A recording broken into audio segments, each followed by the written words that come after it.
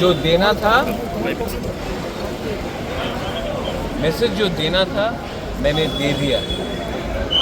अब मैसेज का हम लोग क्या करते हैं वो हमारे ऊपर है, लेकिन जो मैंने बोला है और जो मैंने किया है, मैं अपने लोगों को प्यार करता हूँ और अपने लोगों के लिए अगर मुझे जेल भी जाना होगा तो मुझे कोई परवाह नहीं है। लेकिन जब तिपरासा को कोई धमकी देगा, हमको नौकर बनाने का कोशिश करेगा, तब तक मेरा फैमिली, मेरा दादा हो, मेरा परदादा हो, मैं हूँ, हम लोग हमेशा अपना तिपरासा के लिए आवाज़ उठाएगा।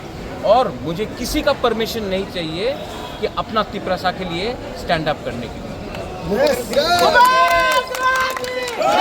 বিরুদ্ধে নয়, যে আমার বিরুদ্ধে আছে উনি ত্রিপুরা আর ত্রিপুরারে তিপরাসারে ভালো চায় না। আমি আমাদের মানুষের নিয়ে কথা বলেছে, আমি বলবো।